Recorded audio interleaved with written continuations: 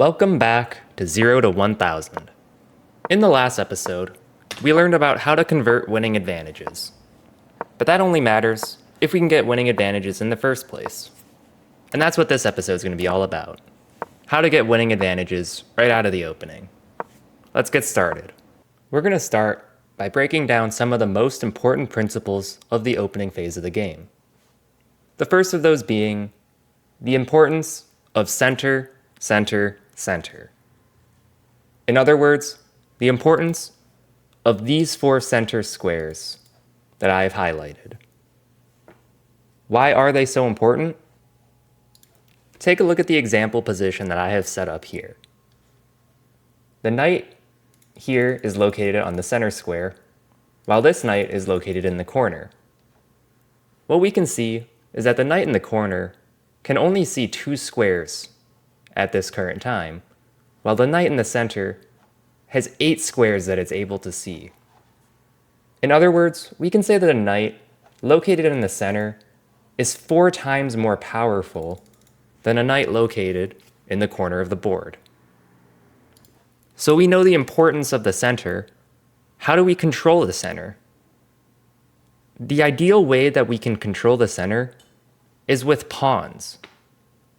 That is why the two most common moves in the first turn of the game for white are pawn e4 and pawn d4, each of which immediately put a pawn in the center and stake some claim and take control of certain squares in the center of the board. If black allows us to, the ideal situation in the opening is one where we're allowed to get 2 pawns in the center with no contest from the other side. This immediately gives us full control of the center as early as move 2. This is why at higher level games, after the move e4, the most common moves from black are moves that also immediately take claim in the center. The move pawn to e5 immediately takes control of the d4 square and stops us from easily playing the move pawn to d4. The other common move at a top level is pawn to c5, which does the same job of taking away the d4 square. This is why you should think, during the course of a game, generally all of your pieces should try to be either on or looking towards these squares. Remember, these 4 squares are the most important squares on the entire chessboard. So, our concept is now revised to try and control the center, ideally with pawns. The next important principle of the opening phase of the game is we want to develop all of our pieces quickly. What does that mean? Before a chess game starts, all of our pieces start on the absolute first or 8th row of the board. Developing, in other words, is simply moving all of these pieces closer towards the center squares. Going back to the first principle. I've set up the board to a very exaggerated position in which black has decided to just push pawns around for no reason, while white focused fully on developing all of their pieces. Here we can see that both of their bishops are taking a look at central squares. Both of their knights are looking at center squares. Their rooks are both lined up in the center, and their queen is also lined up in the center. Not only that, white has also already castled and is ready to start thinking about plans for attack. This is a very exaggerated example where one side focused heavily on developing all of their pieces while the other side just wasted a bunch of time. If the game were to continue from here, white could simply just start pushing these pawns towards the king and start trying to attack black's king and immediately win the game right out of the opening. Let's use a sports analogy and pretend that we're playing a basketball game, and me and my opponent are both coaches. In this case, White has sent out 5 players onto the floor in order to start the game, while Black has literally just left all of their players sitting on the bench and have nobody in the court to actually play the game. If the game were to start, there's nobody defending the court, so the people who actually have players on the court would win by default. This is how you should really think about the opening phase of the game. It's really just a rush in order to get as many of your pieces into the game as quickly as possible. So, really remember, important principle, develop all of your pieces as quickly as you can.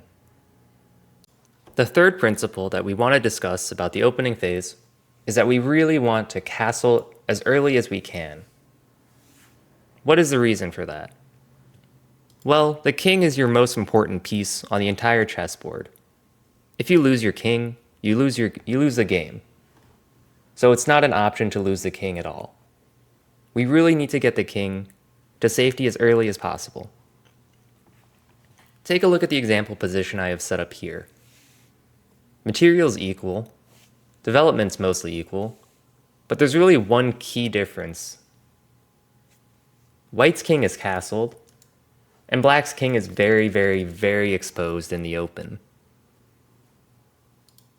There's already severe problems for Black's king because a move like Rook e1 already puts the rook in line with the king. And once this pawn starts pushing down the board, Black's king is potentially in a lot of danger. Let's pretend that Black's king just refuses to castle altogether. What could happen? I'm going to show yet another very exaggerated example of what could happen if one side's king doesn't castle early in the game.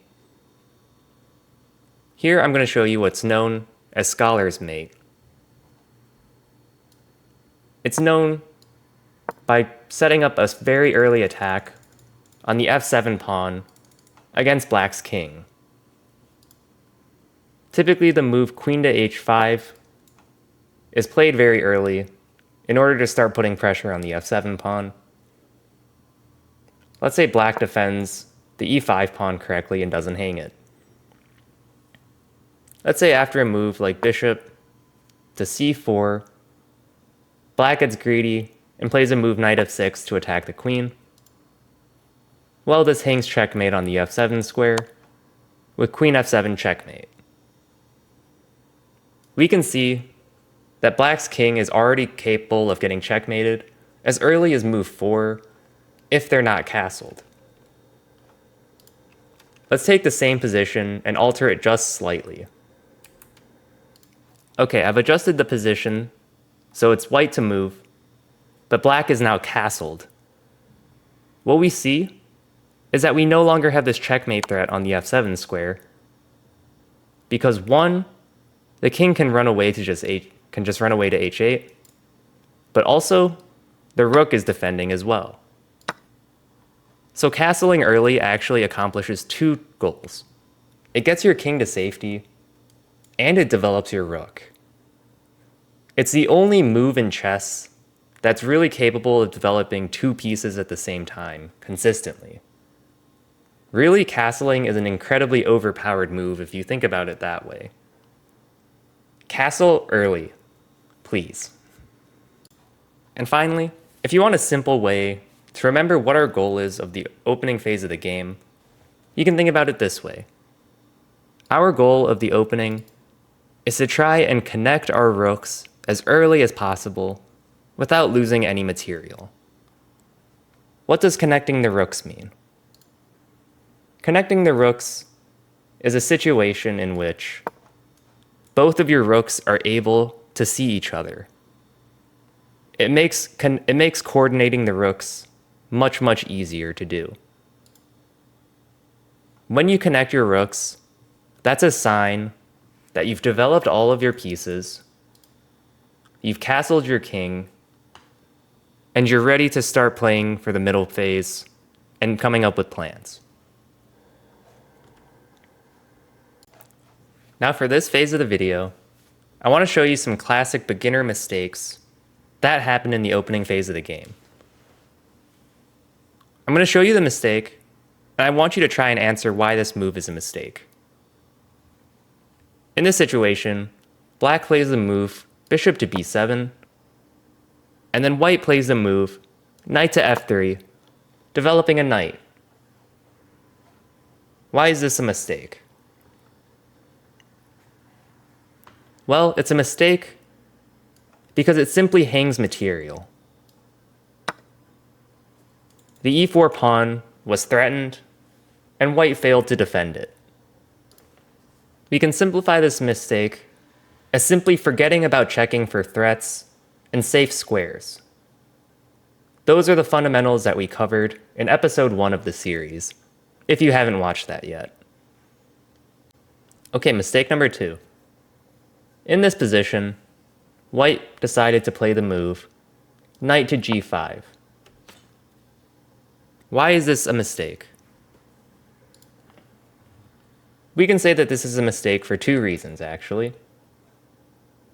One reason that it's a mistake is that we could focus on developing instead. So we could focus on developing this bishop and apply the principle of developing as quickly as possible. However, also in this position, what we could do, which is better, is take full control of the center with 2 pawns and play the move pawn to d4. I'm going to summarize this mistake as moving the same piece twice and wasting time. I do want to clarify and remind everyone that the principles and mistakes I'm covering in this video are all general principles, and there's always special exceptions. Let's say a special exception. The following situation comes up. Black plays the move bishop to g4. White just says, okay, thank you for the free bishop. And then black plays the move knight to f6, attacking our queen, and we have to move the queen away, moving the queen 2 times. I did say moving a piece twice is a mistake, but that's a general principle. In this case, we just won a full bishop for nothing, and that lead in material is worth way more than any of the principles I'm covering in this video. So this is just a friendly reminder that these are all general principles when someone isn't just straight up losing material. Okay, mistake number 3.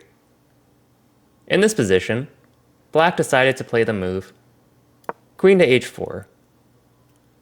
Why is this move a mistake? This move is a mistake because white can simply just play either pawn to g3 or knight to f3 in order to immediately attack the queen, forcing black to move the queen a second time, which applies back to the last mistake of moving the same piece twice. The third typical mistake I'm going to say is moving the queen too early. The reason for that can be shown in this example. When we move the queen too early, and any single piece on the board other than another queen attacks it, we're basically forced to move the queen a second time. And now we know that moving the same piece multiple times is typically a mistake because you're wasting time that you could use developing your other pieces. This is the general reason why moving your queen out too early is a mistake, because the queen is just an easy target to be attacked by any piece. Okay, mistake number 4. And this one's going to be a little bit more difficult. In this position, white plays the move knight to f3, developing the knight. What is wrong with this move? Well, this move's actually okay. There's nothing inherently wrong with it, but there is a much better move available. If we remembered our opening principles, the best thing we can do in the opening is to control the center, ideally with 2 pawns. After we played e4, black playing the move b6 gives us free reign of playing d4 right away and immediately just clamping down all of these center squares for our control. So I'm going to summarize this mistake as not taking full control of the center if we're allowed to, which is a typical beginner mistake that you're going to need to learn how to punish correctly if you're going to want to climb long term. Here's some very quick general advice that I can give that can apply to many of your games. One tip is you generally want to develop your knights before your bishops. Why is that? In this example, Black's bishop is attacking the e4 pawn. We can either defend it with the knight to c3 or with the bishop to d3. What's the difference here? Well, because of how knights move, we know that this square is always the best square for our knight on its first move.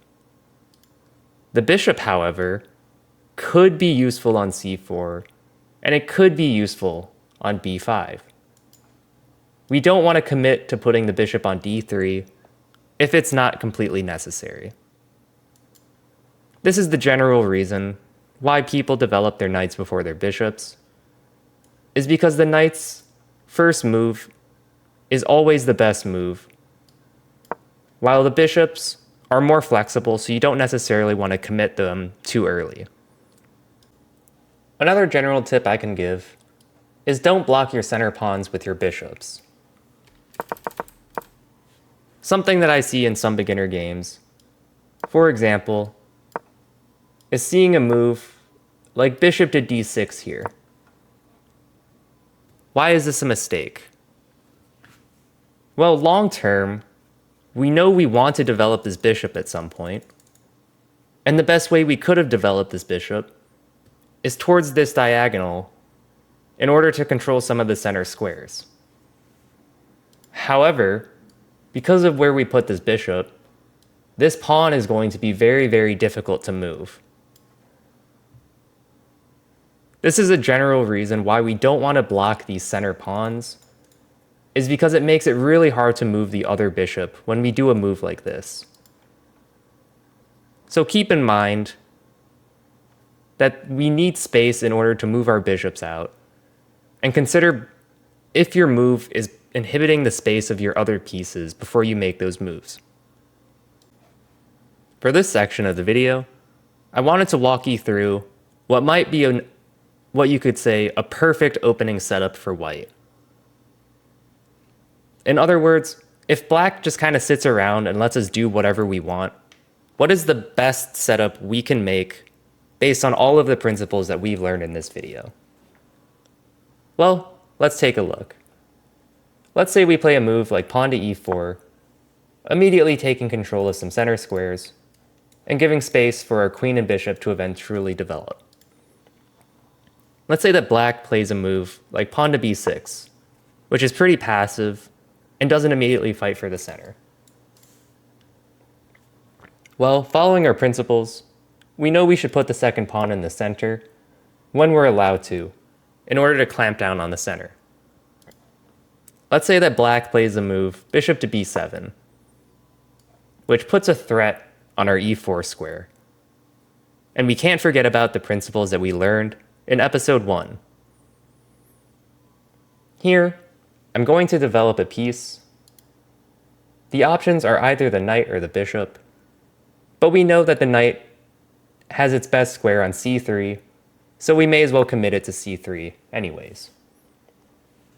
Let's say black plays a move pawn to g6, which is again pretty passive and doesn't really do anything right away. Again, knights before bishops, so let's just develop our other knight to f3.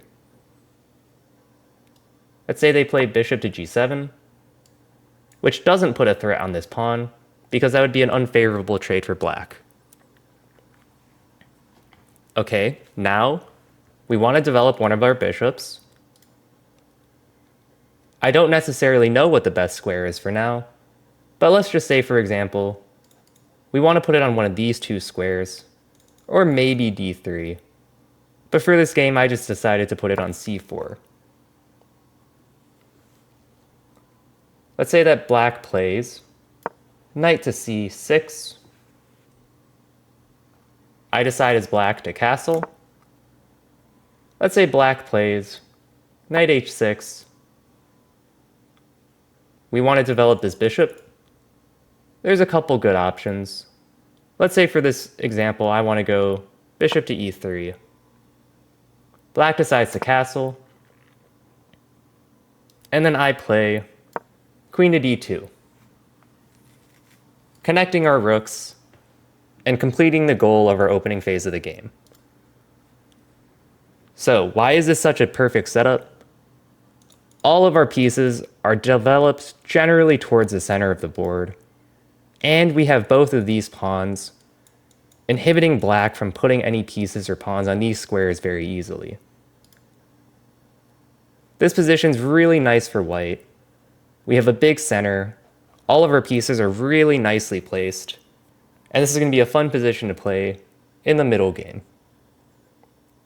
This is what I would consider a perfect setup for white, where black kind of lets you get whatever setup you want going. Now, I want to walk you through what is probably going to be a more average opening, and what those moves might look like. Let's say for this game, again, we play pawn to e4, and black now in this game plays pawn to e5, immediately taking away the d4 square. I decide to play knight to f3, developing a piece and putting pressure on the e5 pawn. And let's say black decides to play knight to c6, defending the pawn. I'm going to follow the principle of knights before bishops and develop a knight to c3, and black decides to play knight to f6. Okay, I want to develop this bishop. If I play pawn to d3, that restricts my ability from ever putting the bishops out here. So I think it's a better idea to first develop this bishop to say c4, and then play pawn to d3. We can now castle, play a move like bishop to g5, and now once we develop our queen, we've connected our rooks, and we have a safe position with even control of the center with black. This is probably going to be what looks like a more typical opening, where black is actually trying to fight for the center as well. Both sides in this opening have gotten a little bit of the center and have developed pretty evenly. So this is probably going to look a lot more like what most of your games are going to look like. And that's all the concepts for this video. We covered a lot, so make sure you take some time and review and really take time and practice these principles in your games and really think about your moves and how they apply to all the things you've learned here. It's going to take you some time to practice, but once you get it down, you're going to be able to use these principles to generally find decent moves against any opening you see without needing to a prior study. If you want to study more openings long term, I have a video here that you can check out on how to build your opening repertoire. I cover a very brief version of the opening principles that you saw in this video, so you can skip forward to the part where I actually talk about picking your first openings. The next video is going to be on a really fun topic, king safety, and a lot of tactics involved with that. So look forward to that. I'll see you in the next episode of 0 to 1000. Good luck in your chess games.